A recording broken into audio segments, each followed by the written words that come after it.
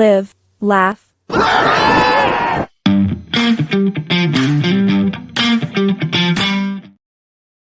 it going, everybody? This is Daniel. You're listening to Live Laugh Lariat. We are joined by the only hippie in wrestling. That is not entirely. I got a question. What kind of hippie are you? Like, are you like a jam band hippie? Are you a Whole Foods hippie? Like, tell us what kind of hippie James Johnson is. Oh, man, I'm just a real laid back cat. Like anybody that knows me in my personal life knows. Like, takes a lot to get me riled up.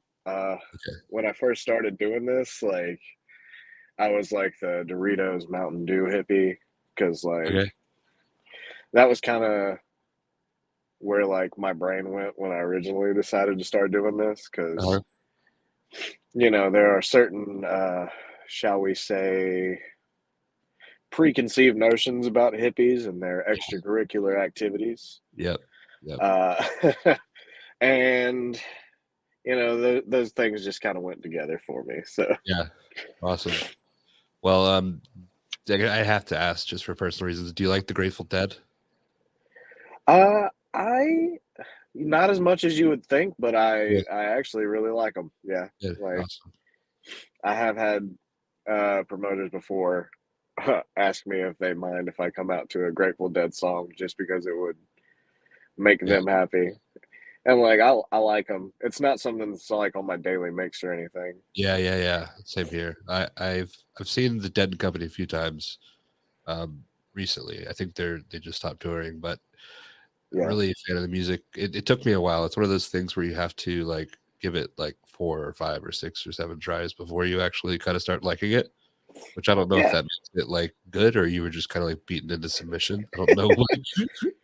It's either it's good and it grows on you or it's Stockholm syndrome and there's no in between. Yeah. So I think definitely with the Grateful Dead, it's a mixture of the both. And then you add in what people do at Grateful Dead concerts, and there's no way that anybody's making that decision. But this is a wrestling podcast. I mean, unless you want it to be a psychedelics podcast, we could definitely do that. Oh, we can see where it takes us. All right, we'll go down the rabbit hole. Before we get started, where can everybody find you on social media? Do you have any shows coming up that you'd like to plug? This will probably come out next Wednesday. So not this weekend coming up. Okay. I'm horrible with time frames. Everybody can find me on social media at excuse me. I was gonna say Twitter, but I guess it's X now. Yeah, it's so weird. X and Instagram at tie-dye_Johnson.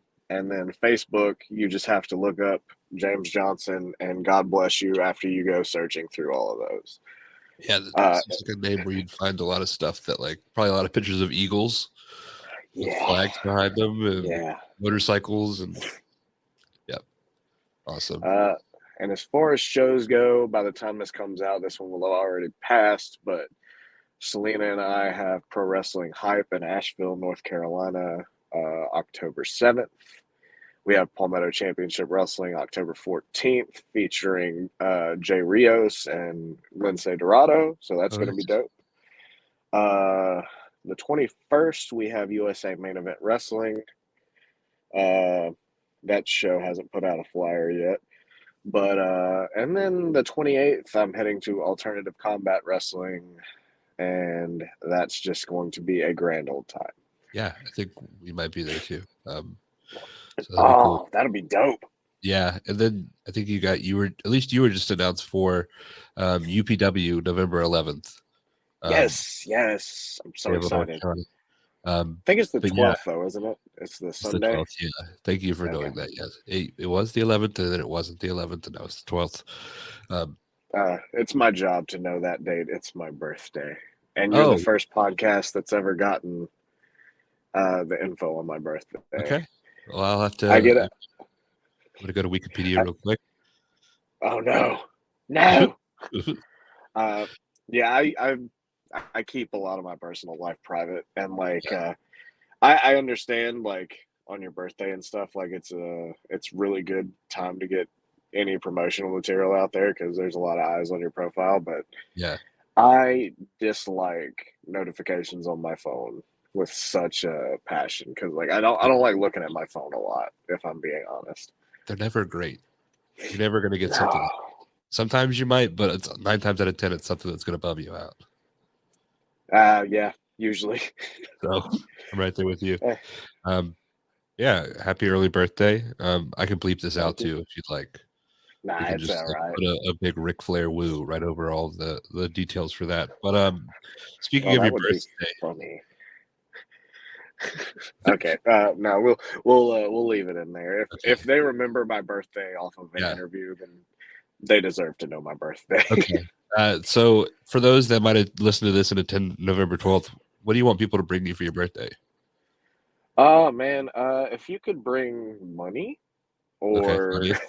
nah, we'll have our merch set up. So Okay, if you could, even if you don't buy anything, just come have a small conversation. I yeah, enjoy people. I like talking to them. I like hearing their stories and why they're there. awesome. I'm sure they're going to be a little standoffish with me at first. It's my first time at United Pro, so Yeah, it's a good people. Oh, this is the first time we're running in Fayetteville, so it could, yeah, but we'll see. I have been to Fayetteville a few times, so maybe I'll luck Yeah, out there. yeah. Yeah, we mentioned your birthday. I had something else I was going to say and I completely forgot it, so that's lost forever. Um, Um, we can circle back to it whenever you yeah, find. Even if I'm like yeah. mid rant, just cut me off, and we'll circle back. It's Okay, okay. perfect. But this is a wrestling podcast, and nope, it's gone. So the way we typically start these things is with your origin story. Like, where does wrestling begin for you? Like my own wrestling career, or like wrestling Oh, in just general. like in general. Like, what was the first time like you remember seeing wrestling and you were just like, "This is awesome. This is my new Oh favorite man, thing." I my mom was like a super wrestling fan, so Really? I always grew up around it. Huh? Like she used to go to all the like not auditoriums, dummy, stadiums and stuff, and like she would get lunged at by Ric Flair and like Road Warrior Hawk spitting her hair off the balcony once. It was she was a little bit of a hellion, despite what she might lead you to believe these days. But she's always been a really big wrestling fan, and I've always had it as part of my life. But like, I think I remember watching like a VHS tape when I was younger. Like my mom used to, Uh-huh. very illegally record pay-per-views. I believe the statute of limitations is over on that Yeah. one. But like, What are they going to do about uh, it? um, man, you don't know how bad my life will be if she gets a bill in the mail from. Uh, but like she used to just record these things so she could watch it back or whatever. Yeah. And like there was this one match specifically, and like I don't know what show it's from. And I've been searching. I was searching the WWE Network before they made that impossible when they Yeah. switched to Peacock. Uh, but it was Ricky Morton and Ric Flair in a steel cage, and like Ricky had like this face mask thing on because I guess they broke his Uh-huh. nose prior. I'm gonna have to find out which I'll match that find it. was because like I watched it and I was like, I can't believe how emotionally invested every one of these people are. It's like they know him like personally. Yeah. So like that it kind of stuck out to me, and that's really where like my deep love for it came Yeah. up. But like I've always liked it, and it's always been a part of my life, which would explain the insane decision I made to eventually become a professional wrestler. Because despite what anyone tells you, nobody that goes into this line of work and sticks with it for any amount of time has everything right inside their head. Definitely not. Definitely not. Um, so I just found the match. So if I'm looking distracted, it's because I found it and I'm sending it to you on Facebook right now. My dog. I think it's it. He looks like he's wearing a face mask. quality is not great, but hopefully this will be a Hey, nice little trip down memory lane for you. that's gonna be so great because I wore that tape out. Yeah. I even like I got to wrestle Kerry Morton Uh-huh. at there was this place in Lincolnton called Titan Wrestling Okay. Southside. And they had Kerry coming in and they didn't just want to throw him in a random match. Uh-huh. So like I didn't usually work there, but I was friends with the promoter. Sorry, seasonal allergies are literally killing me right now. The weather change always does it. Yeah. But I was friends with the promoter of Titan Wrestling Southside, and he reached out to me and was like, "Hey, how would you like to wrestle Kerry Morton?" And I was like, "Well, considering that I literally had a VHS of his dad wrestling when I was a kid, and I burned the actual tape on the inside of the VHS. I watched it so much. Uh-huh. That would be really cool." And Kerry hadn't been wrestling like a terribly long amount of time at that point. Like I think Kerry's had like 2 runs. The first one, like I didn't meet him during the first one, but like he was dabbling in wrestling, I think. And then he showed up the second time and like really put in the work and decided that he wanted this as a career. Yeah. Which is really dope to me. I'm glad he walked in his father's shoes, but also filled the footsteps that he left behind because Kerry's really good. Yeah. For sure. But yeah, that was just kind of a cool full circle moment for me. Yeah. Hit Ricky Morton's son with a drop kick, rock and roll. I remember what I was going to say now, so I'm glad Let's we hear it. went to a stopping point. So you mentioned like the people in Fayetteville not necessarily knowing like who you are or like the new crowd at UPW. The first time that I ever saw you, you weren't in a match. It was at a gown show. It was in the backyard where the Oh chickens were, my god! and you were in the crowd, and I think it was Tim that you gave Yeah, a Canadian destroyer to on the grass. And I was like, that's pretty wild. Like I figured that you probably like were a wrestler, but at the yeah. same time I wasn't sure. Hey man, you never know at gouge shows. Yeah. So I love gouge.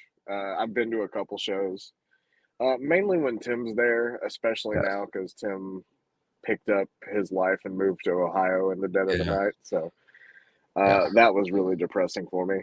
Of course. But that show specifically, I remember being ungodly hot. Oh It was yes. like 103 degrees, and we were all pretty much sat in direct sunlight. Yeah, I was exhausted. Like I can't imagine like the ropes are black. Yeah, That yeah. doesn't look fun. So we were there. At first, it was because Drew, I think he wrestled Ollie Primo that show. Yep. We did. Uh, Yep. Ollie's a good kid too, man. He's working hard. Yeah. But we showed up to support Drew, and like once I realized Tim was gonna be there, like I messaged him and I was like, "I'm coming, I'm coming. We get to hang out. This is gonna be great." Because even when he lived here, I didn't get to hang out with Tim as much as I would have liked to. Yeah. Uh, but yeah, I'm just there to watch this show. And Tim gets it in his brain that I will be involved one way or another. Uh, Keep in mind, he hasn't discussed any of this with me. Yeah. Uh, so we're just sitting there watching, and Vic gets Tim on the outside and does it's affectionately called the Barbarian spot because Barb does this almost every show. It's where somebody will grab his arms from behind and he'll have all the fans chop him. Yeah. Uh, So I always called it the Barb spot. I don't know if that's the official name for it or anything, but so Vic got Tim in it and brought him directly to me, Selena, and my wife.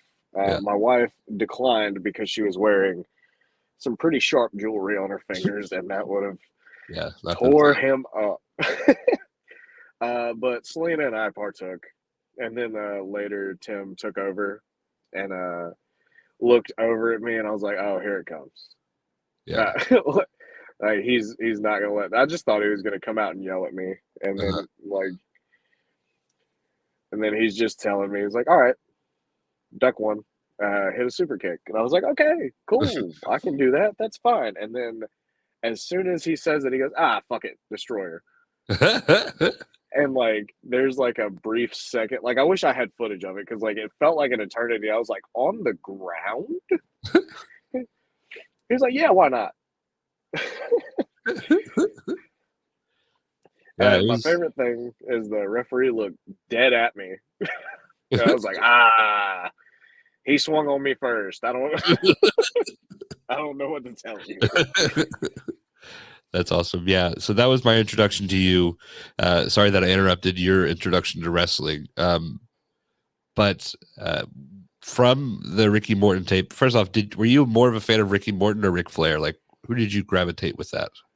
I have always had an affinity towards Ricky Morton. Like Yeah. he's he's got an ability to make people want to cheer for him, which Yeah. I think is really cool. Uh, as I grew up, like I got more of a fondness for Ric Flair, like, but that I think that comes with every, like, well, I won't say every wrestler. That's silly. Yeah. Most wrestlers will watch Rick as they get into wrestling, and they'll be like, "Oh, okay, I get it now." Yeah. Uh, like I don't know if Ric Flair would ever be like my favorite wrestler of all time, but like I can really appreciate what he did, and Yeah. like especially considering his travel schedule. And God knows, he partied after like every match, and he would wrestle every day, twice on Sunday, uh, double shot between America and Japan, same day. Like it's wild. Dude definitely put in the work. Say what you will about him as a human being, which that's one shitty thing that we've like learned about with wrestling is almost everybody that you like is kind of a bad person. I despise wrestling for that one reason. Well, I Yeah. won't even say I despise wrestling because wrestling has gotten me through some of the worst times in my life and given me some of the best friends and family I'll ever make. Yeah. But like, I dislike the amount of people that I've found out about through wrestling are just deplorable human beings. Yeah. It's always a tough pill to swallow, but especially like these days, we have to take care of our community. Yeah. Like, if we let it slide, then more people will think it's okay, Yeah. and then we're holding up a double standard when we want to call out certain people but not others. Yeah. And I don't really play like that. Yeah. No, I agree 100%. There's like, we're not, I wouldn't say we're in the business, but like we've been around enough and we've like worked enough shows that you kind of see it and then you're like, oh, this guy's great. And then you're like, oh, but do you know about this and that? Like, it's almost like, but yeah, Yeah, just to kind of point out, like yesterday you posted something about like Eric Academia, like people in wrestling are shitbags, and just anytime to remind, it's not okay to message anybody anything. yeah, Like weird. Like if you yeah, think that like your mom wouldn't want to see it, don't send it. yeah. I could not imagine. Uh, like even as a male wrestler, Yeah, rapidly approaching middle age, uh, I get some pretty weird messages, yeah, I could, and like I couldn't imagine what it's like to be like she's been around wrestling her entire life, and she started training halfway through her teen years. yeah, So like being a teenage girl and having to deal with, you know, say what you will about women's wrestling, and anybody can complain about what they charge. yeah. But the truth about women's wrestling is there's what, like one, two matches, if you're lucky, on independent wrestling Of shows that course, feature yeah, women. So the spots are limited. They can charge what they charge because we treat them as special attractions. yeah. So if you don't want to pay special attraction prices, stop relegating them to special attraction spots. Of course. So there's that women have to deal with. Of course. Said, by the way. There's creepy men at shows. Not just men, because I've seen some real wild stuff. But like there's creepy men, there's creepy women. That's just like very inappropriate. Like but it shows, you're around other wrestlers. Yeah. And they can step in to assist if need be. And unfortunately, I've had to do my share of that over the years. But I'm happy that I was able to, as opposed to, well, I wasn't there. So unfortunately, that happened. I hate that. But they have to deal with that. They have to deal with the scarcity of spots. And then, like, they can't even enjoy social media. Yeah. I mean, I don't enjoy social media either, but it's for a completely different reason. Yeah. It's got to be a nightmare. Like, I can only imagine. Yeah. And especially for somebody as sweet as Erica. Yeah. Because, like, she's so sweet. Like, she wants to talk to everyone. She wants to make sure everyone's doing okay. So, unfortunately, everyone includes some less than on the up and up types of people. So, yeah, God bless her. I would have gave it up already if it was me. Yeah, it sucks that we have to make this reminder, but yeah, people need to know that it's not okay to be creepy in anybody's inbox. Yeah. But that being said, you mentioned your DMs. You've gotten some weird stuff. What's the weirdest thing that you think you've gotten in your inbox? Oh God. So I've had over the years people ask me special requests through my inbox. I won't go into details about them. Most of them are, like, can I get a well-worn pair of your socks, your underwear?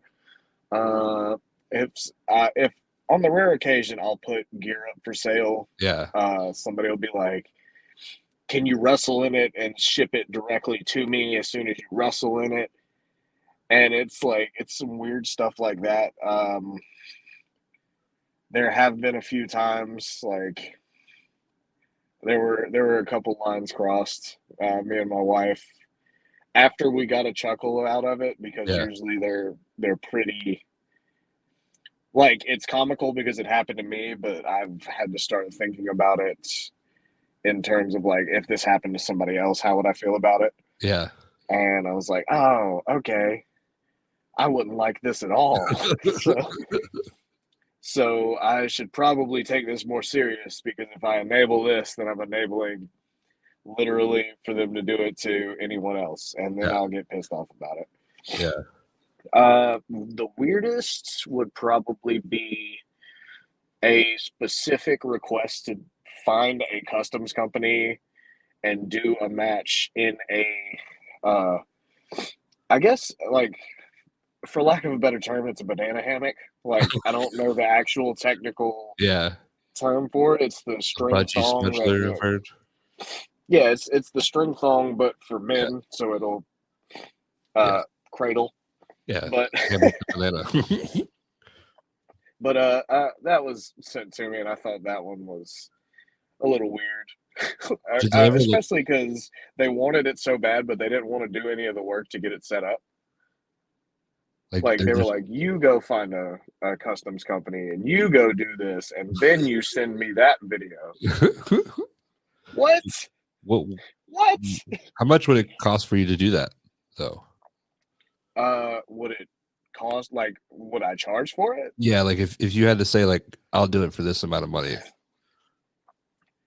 Like, if it's hypothetical, because personally I probably would never do it. Nothing against the people that do. Everybody makes their money different ways, and I'm not going to shame anybody for that, especially because I am so broke. But if I had to put a hypothetical number, it would have to be something where either I could pay off land and a house, Okay. or like put my children through college. Okay. You heard it here Like it would, first. yeah. So if you're gonna send me anything like that, make sure I'm pretty down and out, and make sure you have the appropriate dollar amount to put both of my children through college, buy me a house and land. Okay. You heard it here first, people. So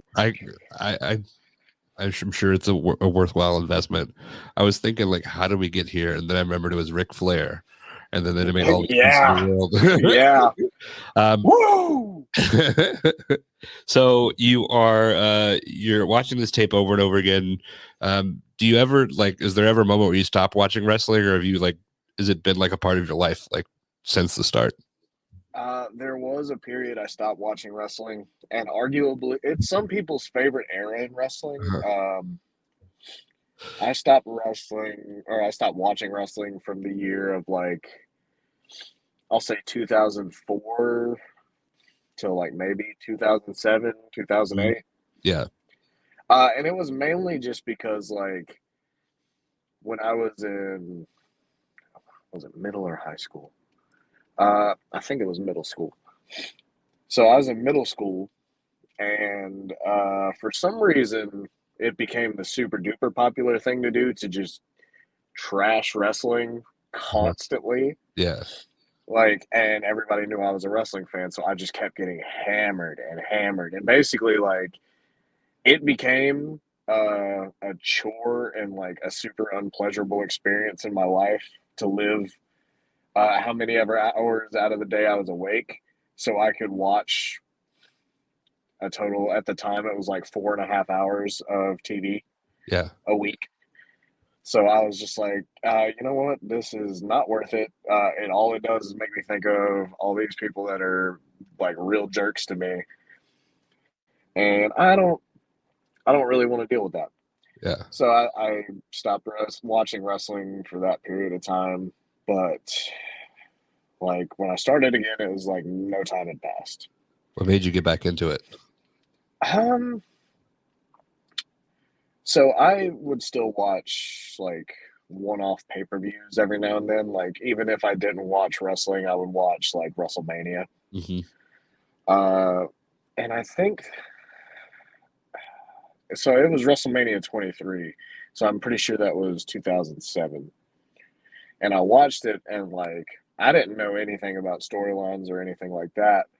But Shawn Michaels wrestled John Cena, Uh-huh. and at the time I was stereotypical. I hate John Cena Yeah. with a passion. And looking back on it, I was foolish just because he wasn't my cup of tea. Silly. But he wrestled Shawn Michaels, and they put on this banger match.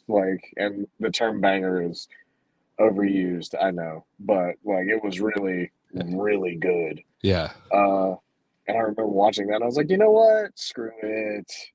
I can watch wrestling. This is fine. Yeah. Because matches like that make it worth it to me, Yeah. if that makes sense. At the time, I was like, oh well, there haven't been anything I've watched that has made these people bullying me worth watching wrestling. Yeah. And then I saw this one match, and I was like, okay, that's worth it. If I can see stuff like this, Yeah. it's totally worth it. And then I think I started watching within the next few weeks, and they had a rematch where they went an hour on Raw. That's crazy.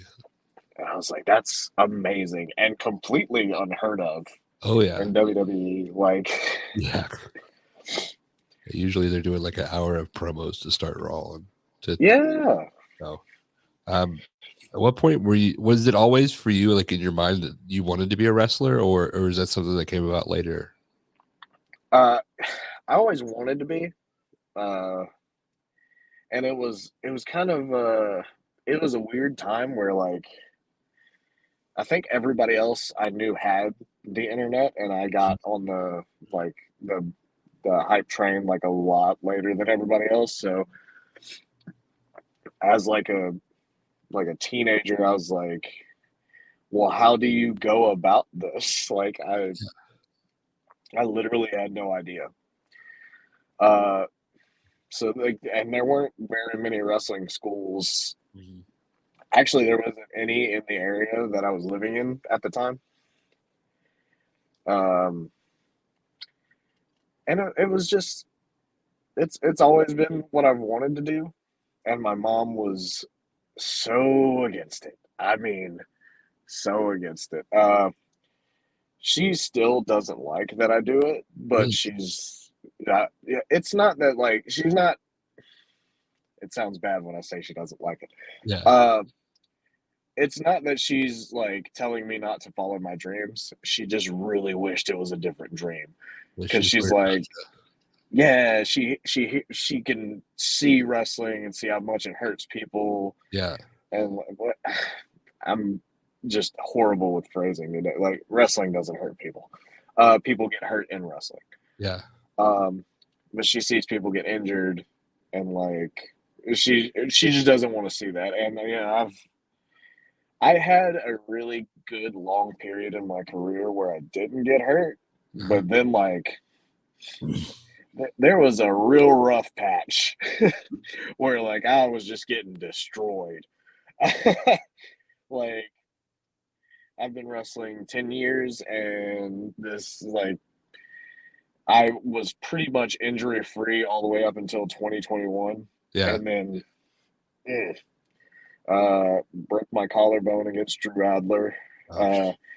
Doing something we've done before and like executed perfectly, but I had lost a significant amount of weight since the last time we did it. And I still tried to throw it like a heavy boy. And I went flying, and he's been Drew Adler as long as I've known him, so he's super consistent with where he's going. Yeah. And just we were not on the same page, and I ate it. So I broke my collarbone. I was out. Officially, I was out 3 months, and then I got maybe another 3 months on top of that. Came back, and then like blew my knee out within 6 months. And the messed up thing was like it was being caught successfully on a suicide dive by Rayhan. Uh, like he could not have been more perfect in catching me. He made sure that I had like all of my momentum was stopped, and he set me down on my feet. And as soon as I landed on my feet, my leg just was like, yeah, nah, bro. And like I just dropped, and Rayhan didn't even know what happened. He was just like, what's going on? And I couldn't unbend my leg. So this will be the first time I say this publicly either. Just because like I don't really go super into detail. But when I landed, I tore my meniscus and my ACL at the same time. And they do opposite things in your leg. Like one of them gives you the ability to bend your leg, and the other one keeps you from bending it too or extending it too far. So they both went at the same time, and my leg freaked out. Like it went from being straight to it was like, and I couldn't unbend it. Yeah, it was pretty rough. So Needless like to say, she's didn't finish that match. I did. You did. How did? So the match was incredibly short because of this. The dive happened. It was the first spot. It was the first thing that happened. And you know, God bless Chris Wiggins. He is a phenomenal referee. Yeah. And probably the referee I feel the safest with, because he has helped me through two pretty scary situations. Both times he respected me enough to obey my wishes, because I also finished the match where I broke my collarbone, which I don't recommend. I feel like it's like a vicious cycle of like insanity with wrestling, because I was like, hey, you should never like risk your health. And I've actively done it twice. Yeah. With the collarbone, I wrestled for 5 more minutes. Very ill advised, but I had to do a lot of thinking because the finish involved me lifting Drew Adler upside down with that arm. And I was like, I do not think I should do that. Yeah. So we had to find what I have affectionately called a drop off point. Like I needed to be dropped and I needed to go. So I found that 5 minutes afterwards. So we wrestled for like 30 minutes total. That last 5 minutes was me trying to get to a spot where I felt like we could end the match and it'd be safe. Mm-hmm. The only reason that one went so long is because we were the main event. And there was a lot of new faces there. And like, this is not justification to finish a match if you're injured. I know, I'm a hypocrite. But there was a lot of new faces there, and I just had it in my brain that if the last thing they saw was me getting carted out, yeah, they would have a sour taste in their mouth and they would not come back. Mm-hmm. So I was like, if I can just get somewhere where people will know that I can walk out on my own Mm-hmm. and I'm okay, then they will be okay with coming back. Yeah. The match with Rayhan at Viral was a little bit different. We were not super heavily featured. It wasn't like their big programs or anything. The match was only supposed to go probably like 10 minutes tops. The finish actually played in perfectly to the fact that I was hurt. So he catches me on the dive. I land. My knee goes out. Chris Wiggins is on me immediately. Hey, are you okay? Are you okay? Yeah, man, I'm good. I just can't I can't stand. And he's getting ready to call the match off. And I stop him and I'm like, hey, just tell Rayhan we're going to the finish. Just go straight there. I was not against this. Like, the finish worked out great. The fun thing is that this is after I broke my collarbone, so Wiggins is having like shell shock. Yeah. He's like, man, not again. So I stopped him and I was like, no, just tell him to go straight for the finish. And again, to his credit, he respected me enough and trusted me enough to know that I could do what we had called. Yeah. But he did let me know in no uncertain terms his opinion of my thought process at the time, which was that I was an idiot. Yeah. And I don't disagree. So basically, I get myself up on my one good leg. I try to bounce Rayhan's head off of the apron. He blocks it. He bounces mine off the apron, rolls me in the ring. As soon as I stand up next to the ropes, he wraps me, or he wraps my arms up in the top and the middle rope like Andre. And he starts chopping me, punching me, chopping me, punching me, chopping me, punching me.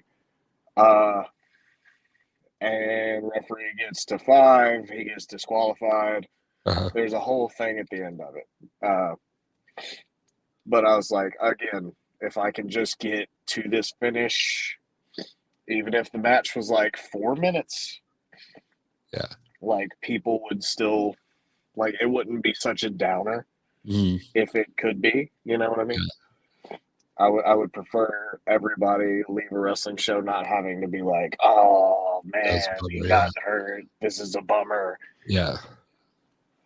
So I want to preface this by saying, love Chris Wiggins, the first person that ever said yes to us interviewing him. So our first ever interview, he's been super great to us. One of the best refs out there. But do you think maybe he's bad luck? No. He's refereed me since then, and we've done fine.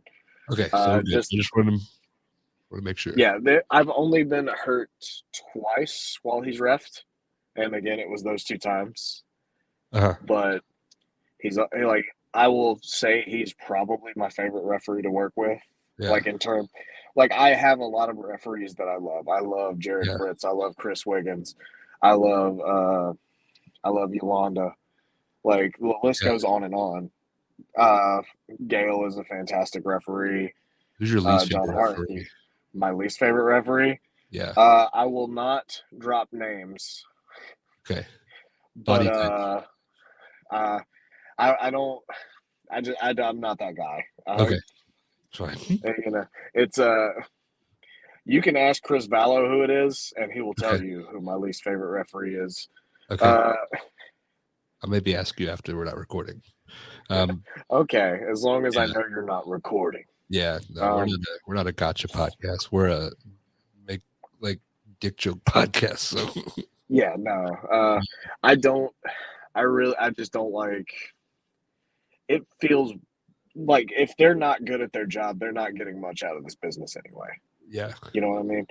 So me piling onto it, like, what's the point? mm-hmm. I don't remember who told me, but they said the more you punch down, like you're not reaching for your own goals. Mm-hmm. That's very true. Sometimes it's fun to punch down, though. Devil's advocate. That's fair. Yeah, that's fair. Long run, karmically, probably not the best thing, but there's nothing good like a good punch down every once in a while. Yeah, I've been guilty of it, but I'm trying to do better. I'm trying. Yeah. That's what we try to focus on, building up the positive and then tearing down people when we're not recording. Great business strategy. I love that. But so we kind of go back. I don't know how we got to injury. Let me see. This is always a challenge for my ADHD brain, is just to like hop the lily pads back to where we started. You were asking me. Your mom did not like you being a wrestler. Probably her watching wrestling for probably as long as you've been alive didn't help that. But like, how did you need to convince her, or how did you go about finding your first school and starting training? In secret. Oh man, it was not easy because at the time I didn't drive.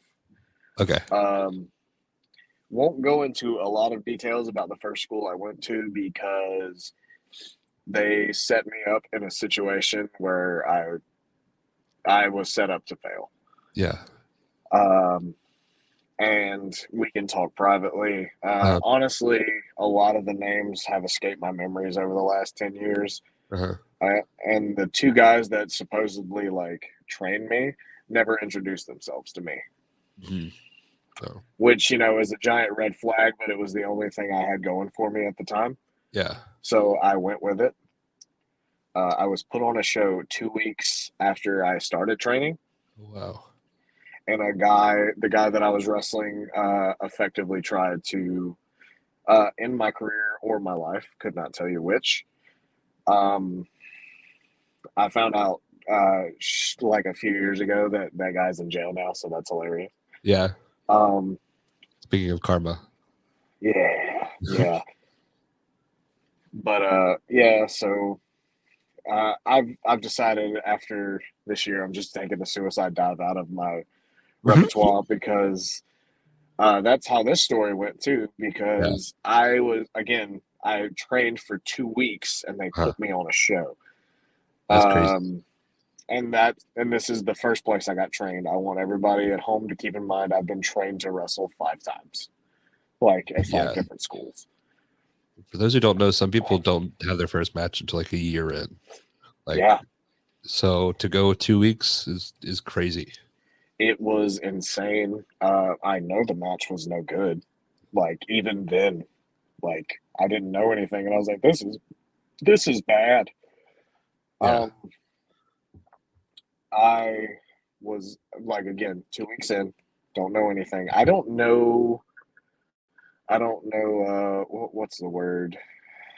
Locker room etiquette. I don't know. I don't know wrestling terms. I don't know how to speak the language. I don't know anything. They've literally only been beating the hell out of me for 2 weeks. Yeah.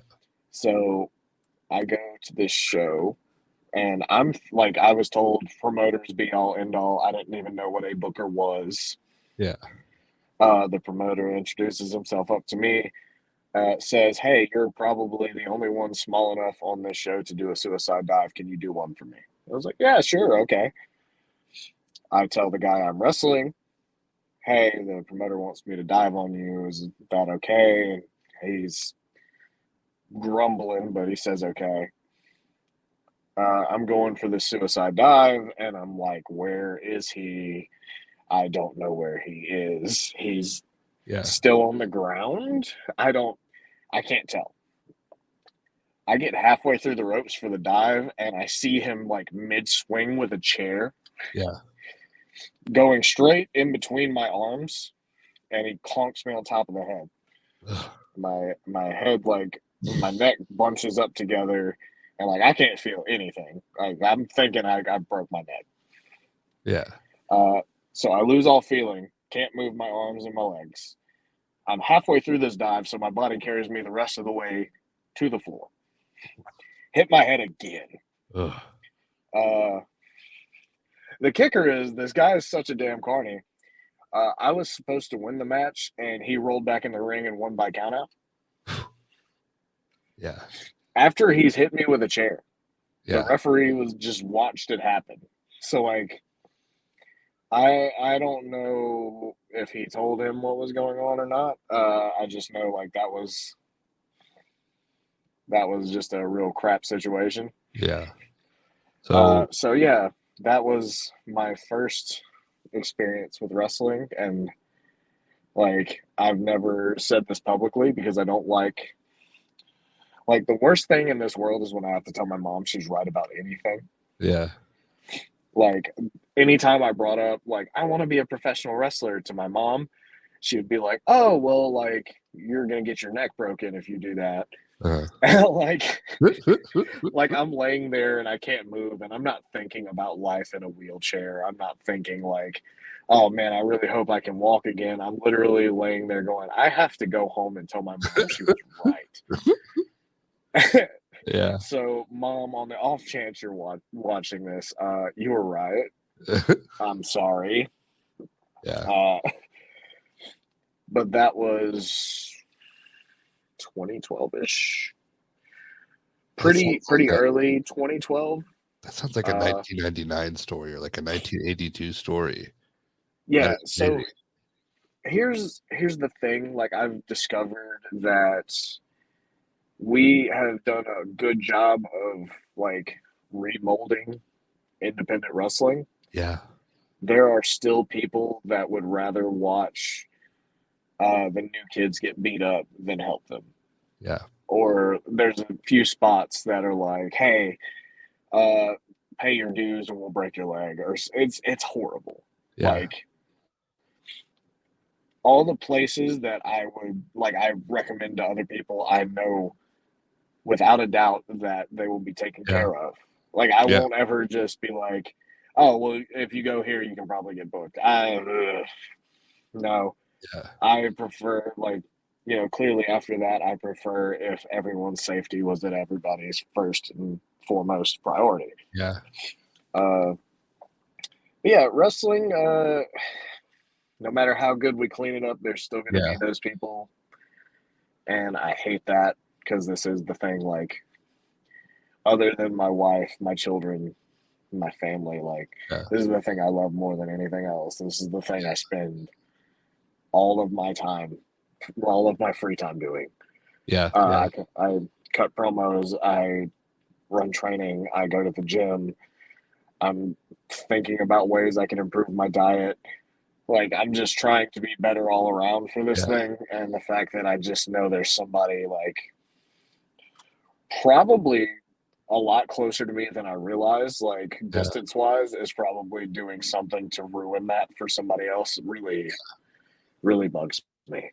Yeah, my co-host Christian, he's on vacation, so that's why he's not here today. It's not a hate thing. He likes you. He was bummed to miss it. But he, like, as recently as like 2018, had a tryout like with somebody who, like, for like least from the outside, very respected in the community, and they'd like beat the shit out of him and like screamed at his face and like all these things, and he didn't go back. And he recently like started to like that journey again. But like, how many people like lose 2 to 3 years of their career because somebody does that to them? So, I mean, that's what happened to me. Yeah, I didn't get back into wrestling like until 2015. Yeah, that was going to be my next question is like, what made you come back? But it seems like you did it right away. It took, like I said, it was 2012 when that incident happened. I really let myself go in those years. Like in 2012, I'll say I was roughly 150, 160. Uh-huh. I was a small dude.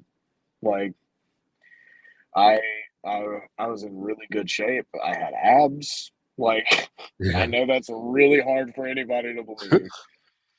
But I can find pictures of me in like high school and you'll be like, wow, he's so small. I look like a matchstick almost. Yeah. Like little body, big ass head. But so I really let myself go. I think I ballooned up to I will say probably about 20 pounds more than I weigh now, but in a much unhealthier frame. Yeah. Like anybody can look at me and they can justifiably say that I'm fat, which is fine. I don't care. Like I know the strides I've made in the last few years to become healthier.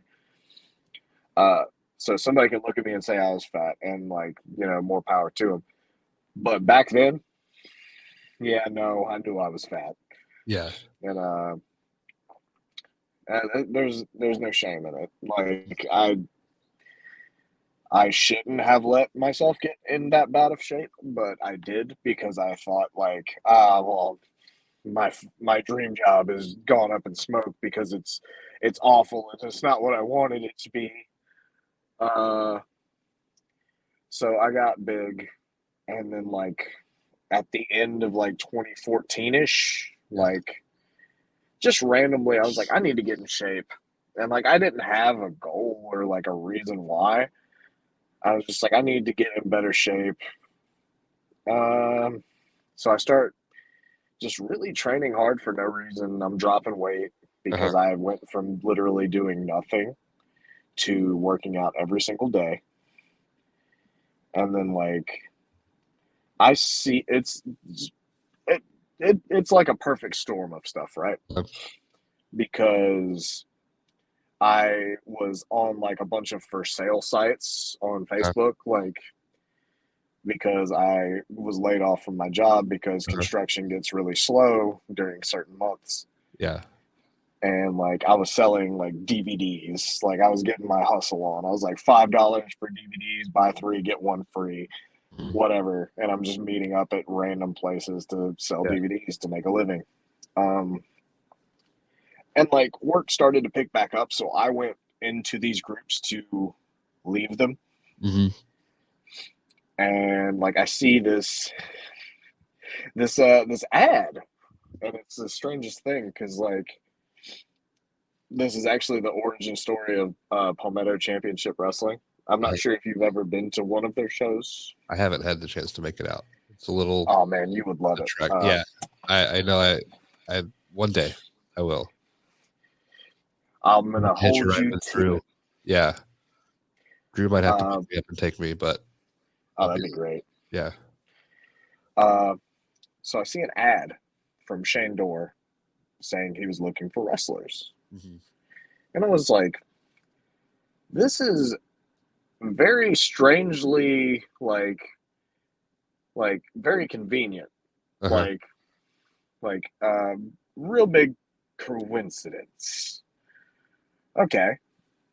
I'll bite. All right. Well, I've messaged him and I was like, I've had this much training. And he's like, cool. We're just trying to run a show in my buddy's backyard. Okay. I'm cool with a one-off.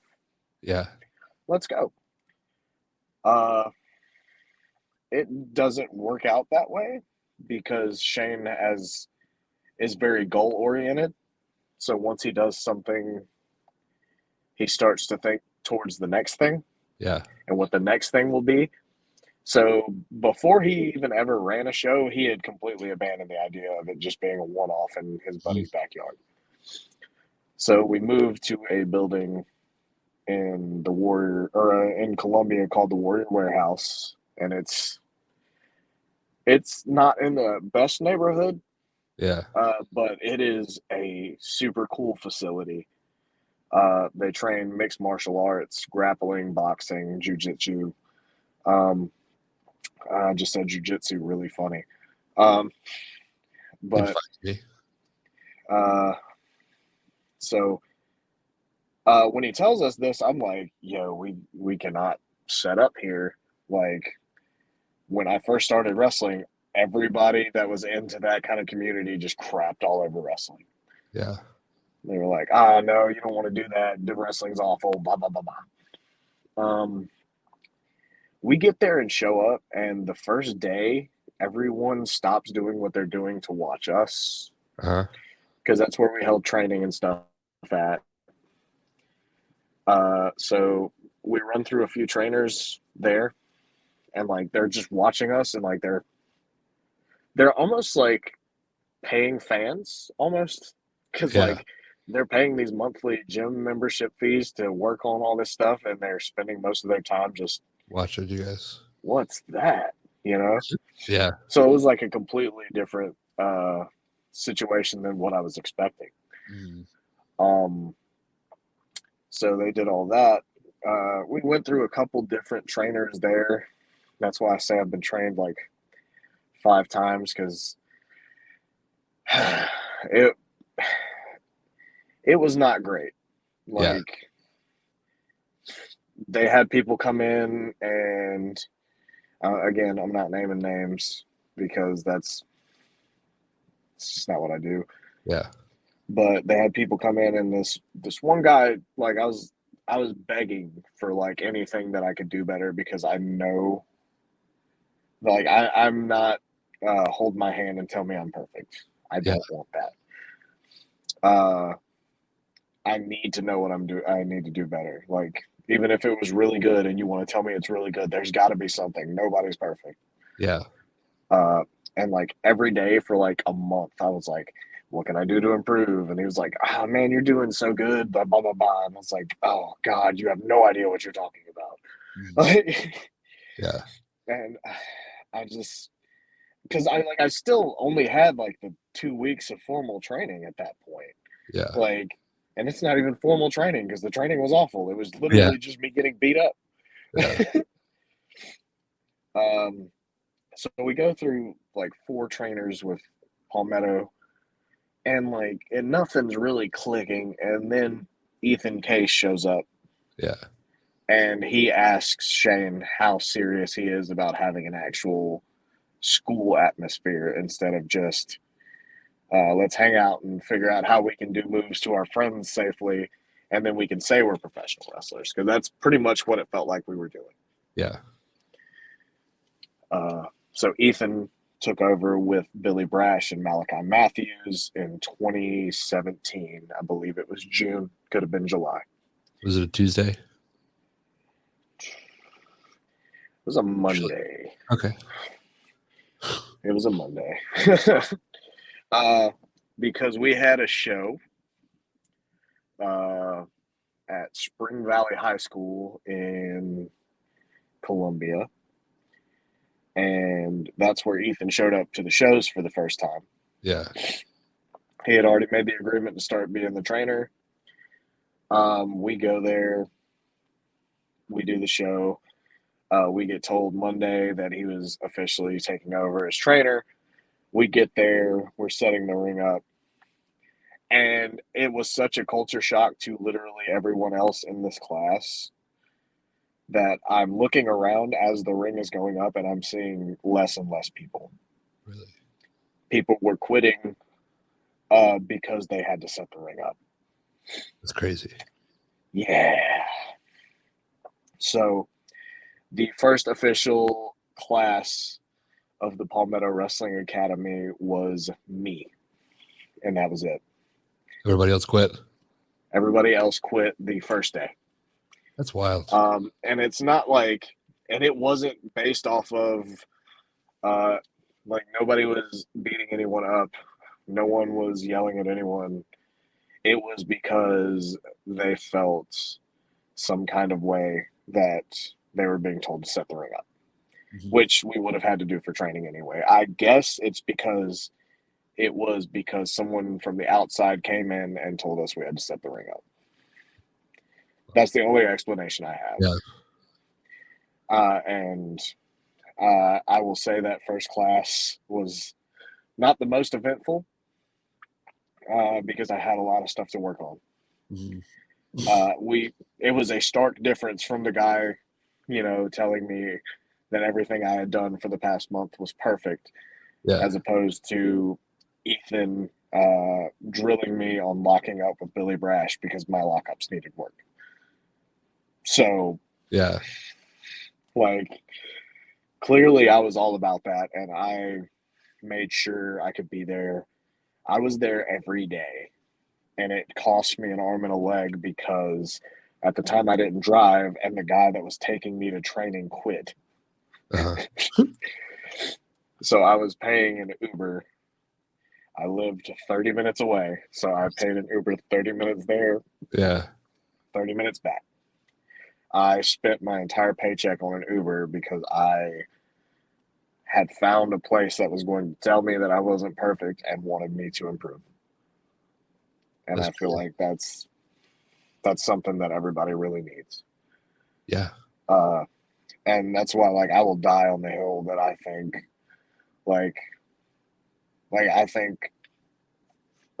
family-wise, right? Yeah. Like, because they didn't treat me like trash about the fact that I wasn't doing well at certain things. They treated me as good as anyone in my family ever has, probably better. Yeah. They wanted it for me because I wanted it. So I will die on the hill that Palmetto Wrestling Academy is my home, will be my home. And as long as I'm allowed there, I will be there. Yeah. It's even though I now live roughly 3 hours away. Yeah. I try to make time to go whenever I can because I want to build the relationship with the new students that they built with me. Especially because now, the difference there and like where we are now is insane because the first class they ever had was just me. Yeah. Now one of the guys that quit eventually came back, and me and him graduated together. But now Ethan, like, I'll show up to school, and there's like 20 kids, like, and I'm like, wow, this is really cool. This is amazing. And like, he's got a wall with 8x10s of all of his graduates because he's proud of all of them. Yeah. It's not like he's not picking and choosing his favorites and being like, this is who I'm going to hang my hat on. No, he's super proud of all of them because he knows that all of them have put in the work. Yeah. While we're on the topic, we're kind of bouncing around here, but over the last month, you had the opportunity. Was it a tournament that they had at Palmetto? Yeah. Okay. Palmetto Classic. Okay, and you came out on top, and you were the Palmetto heavyweight champion. Walk us through that, like, especially just hearing your story about you're the first ever student, everybody walked out, to come from like the very beginning to now you're at the top. What was that moment like for you? It was very, I would say, humbling, but it's not really, humbling is not really a good enough word. Yeah. Like, because again, I was the first student of the Palmetto Wrestling Academy. Everybody quit but me. Coming up, like, eventually, like, I was still in the classes with the other kids after I graduated, and there were more and more of them coming. Eventually, like, I believe it was 2018. Yeah. They had the idea for the Palmetto Classic tournament, and I was so excited for it because I love tournaments. because you have such unique opportunities to tell stories at tournaments. Yeah. What makes me winning this tournament more special is that I had never been in one. Mm-hmm. It is a yearly tournament, and I have never been in the Palmetto Classic before I won it. The first year, I was going to be in it, and then I was told that because of an injury, I wasn't allowed to be in it. I got cleared from that injury, still was not allowed to be in the tournament. This whole thing has been like a real big roller coaster for me because it's always all right, you're in the tournament this year. Yeah. Never happens. Uh-huh. So first year, I'm in and out of the tournament 3 times. I was in the tournament, and then I got hurt, and he was like, all right, I'm pulling you. And I was like, okay, but I'm cleared. He was like, you're still not in it. Yeah.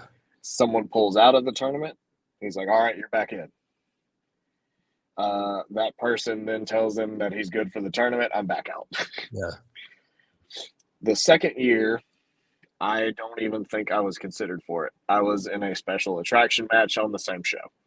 Mm-hmm. 2020 happened, so we didn't have that tournament that year. 2021 happens. That's the year I break my collarbone. I was supposed to be in it. I was not. Yeah. Literally had to sit there and watch one of the best wrestlers in the world, Chip Day, step into the spot that I was supposed to be in. And that, like, as happy as I was for Chip at the time, like, it really sucks watching somebody else do something you really wanted to do. Mm-hmm. 2022 happens. I had just started tagging with Selena Rose at Palmetto. Yeah. And I'm really excited to do that. And then I'm told that it's a tag team tournament in 2022. And I was like, yes, perfect. Well, and we are told we're in it. Then Drew Adler decides that he is in this tournament with a partner that he does not tag with because he wants to make a point out of, I will always win this tournament if I'm in it. Yeah. So we got kicked out again. Which is why it's insane that the first year that I'm in it, after, it's been in existence 6 years, there's been 5 tournaments. Now we had the 5th one this year. There's been 5 tournaments, and the first time I'm in it, I win. Yeah. It was a really cool moment, especially, like, there was a lot of, like, firsts that happened as a result of it. Yeah. We did the tournament a little different. We did 4 first round matches, and those 4 people went on to a 4-way. Okay. To main event the show. The 4 people in that were myself, Florida Man, Moody, and Raylan Albee. Raylan Albee. God forbid I leave the Lord out. But we were the first all Palmetto graduate finals in tournament history. Awesome. Because I won that, I am the first Grand Slam winner in Palmetto Championship Wrestling history. I've won the Palmetto Classic, the U.S. title, which is now the Soda City title, and now I'm the heavyweight champion. Mm-hmm. So, like, it was a really good day for your boy. Yeah. And however much you want to talk about this, like, within the lines of reality and how wrestling isn't always, like, what you see isn't always what you get. But, like, that day, like, or I guess, when did you find out that you were going to win? I knew that I was winning the tournament for a while. I did not know that I was winning the title until shortly before the tournament. Because when I was told about it, because of the work I had put in for the company for the last 8 years, they wanted to reward me, and they asked who I wanted to have in the finals with me. Uh-huh. And I told them, or I asked them if the title was on the line. They said no. What I didn't realize at the time was we had our champion at the time was JD Drake, who has now been signed full-time to AEW and Ring of Honor. So he can't do Saturday shows anymore because of Collision. And they said if they're going to pay you, they're going to make sure you're there. Yeah. So I did not know leaving that show that the championship was going to be on the line in the tournament. Mm-hmm. But they said it during the open of the show. Yeah. Like I like leaving the show where they announced it, I was like, okay. I have no idea. Like I'm still thinking as I left that I was just winning the tournament. Uh-huh. So it was kind of funny to me to have someone else tell me that. I was like, they said it was for the title, and I was like, well, that can't be true, because I asked and he said that it was just for the tournament. Yeah. But man,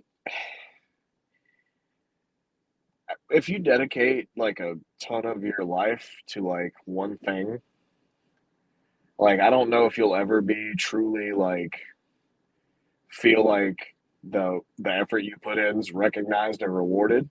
Yeah. But like I can honestly say with that I do. Because there have been periods where I'm like, what else do I have to do to prove that I want to be the guy here, or I am the guy here? But like that was just straight up validation for me. Yeah. Did you do anything with it? Like, did you go out to dinner with your championship, or like? I kind of got in trouble for this. So I want to be a guy that makes as much history with something as humanly possible. Yeah. So I became the quickest defending Palmetto Championship Wrestling champion in history. So not even a day later, I defended the title. I did not ask permission. So I'm just like, I was really proud of the fact I was champion, and like I know some people would be like, "Oh, fucking Mark, whatever." First off, the word Mark is just grow up. The only Mark on this podcast is Mark James. Mark James is one of my favorite human beings of all time. He's listening, so he'll hear you say that. So what? I say he listens, so he'll hear you say that. So if you want to, you should probably scrub that, because I'm trying to fight him. But no, like I feel like I understand where people are coming from when they're like, "Oh, titles don't mean anything." But like, if you've been working for like a company for that long of a time, and like they're like, "We appreciate the hard work you've done here." Yeah. I feel like that is justified. Mm-hmm. You know what I mean? Yeah, of course. And it's one of those things where like for instance, like Drew Hood, like you're seeing the success that he's having and you're like, that guy deserves it. You see you win that belt, you're like, that guy deserves it. And it's one of those cool moments in wrestling where you can kind of like take a gander like how much that means to somebody, and like to see it go to somebody that's put in the work, somebody that's trying to make the business a better place. It's really awesome. So I'm very happy for you. Hope that you have that belt a long time. I appreciate that. You get to wrestle some cool people. Maybe Mark James. Just putting it out. That'd be great. Yeah. We've been here for over an hour, and we haven't even talked about your daughter. I have promised my wife Chipotle tonight. So if we could just talk a little bit about like what it's been like working with Selena and your tag team. over the past few years, and then we'll take her home. Can you ask that again? I think my Yeah. internet cut out, and I was waiting Yeah. for it to come back. All right, no problem. If you could just like, I definitely want to have you back on because we didn't touch about a lot, and I feel like this is a big part of your story. But given time constraints, just kind of briefly talk about what teaming with Selena has been like for you, and kind of like what are your like aspirations? Like, where do you picture that going, or where do you hope that it goes? Okay. So teaming with Selena has been probably the most fun I've ever had in wrestling, bar none. And the fact that we get to do it in my home, like the place that I've put all the time and effort into as much as I humanly possibly can, like that Uh-huh. means the world to me.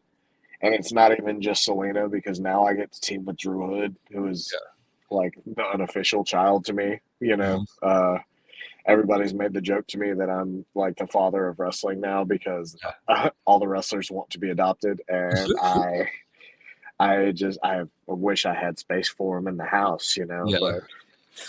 But like me or Selena, Drew, and I, we have such a good chemistry.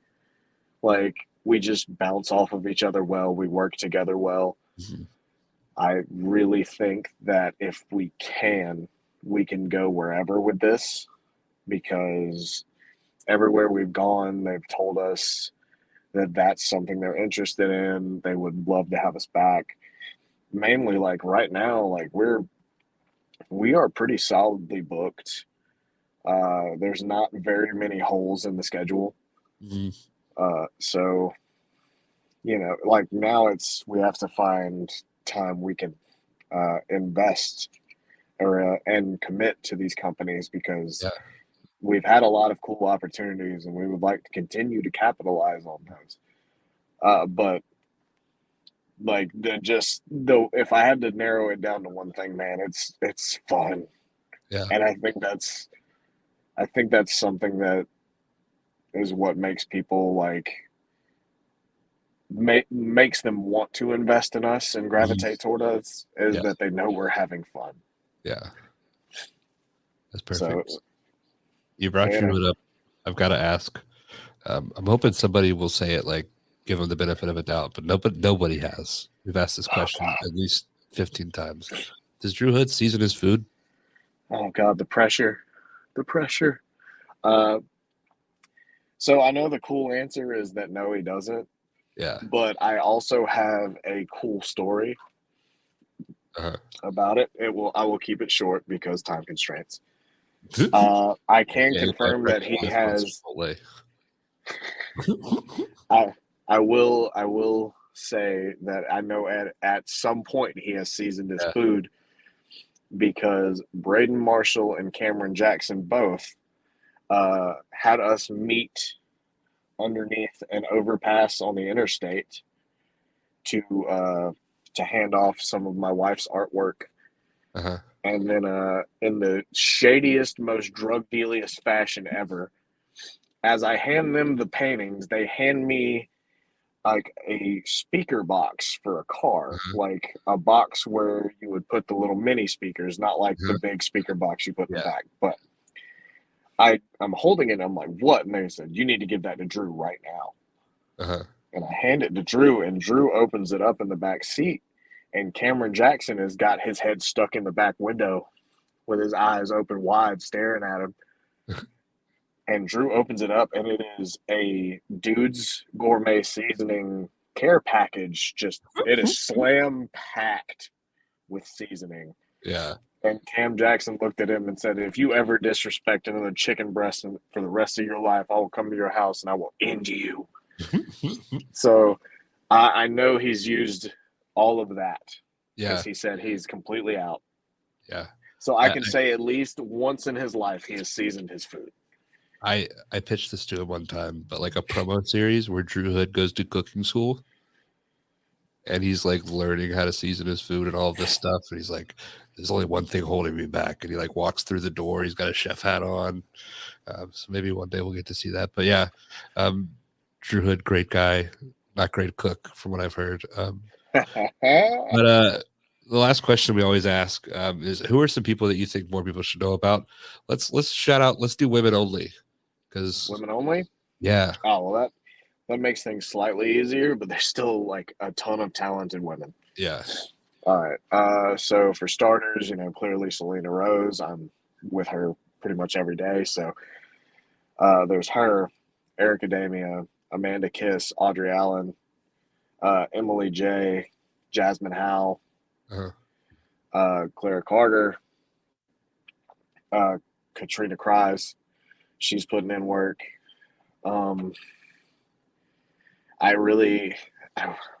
There's so many that are so talented. CeCe Young's another one that's coming up. She's really talented. She's really good. She listens well. Let's see. Who else? Brittany Jade. God, I don't know how that one slipped my mind. She's phenomenal. It's probably because I see her more often than I see most of these women. So I'm trying not to forget them, and I forget Brittany. What the hell? Ella Envy is putting in work. I do not know what they changed her name to on NWA, but Riley Rocket has been putting in a lot of work. Man, who else? Oh, I'm trying not to drop the F-bomb. I know we can. Yeah. But I'm trying to keep it as clean as possible. Nurse Micah. I'm not sure if you're familiar with her or not, but she trains with Jason Kincaid. I just had the pleasure of meeting her at CZW. Sweetheart, incredibly technically sound, and anybody that is endorsed by Jason Kincaid is endorsed by me. Yeah. And then she just returned to wrestling, as far as I know, but Gabby Gilbert is phenomenal. She's a sweetheart, and she connects with the crowd amazingly. Man, the list could go on and on because these women are really stepping it up. I can name the ones that everybody knows about, like Savannah Evans, but honestly, at this point, her reputation walks in the room before she does. Exactly. Yeah. Awesome. Well, this has been great. I do want to do an episode with you, Drew, and Selena at some point. Oh, absolutely. You back on because we barely scratched the surface. I feel like we told your story in a few timelines, but I would love to dig deeper and kind of get a better understanding, and kind of hopefully next time you're back on, you've got some more gold and you guys are doing some crazy things. But thank you so much for taking the time to talk with me. Definitely will not be the last time that we have you back. Yes, sir. Thank you.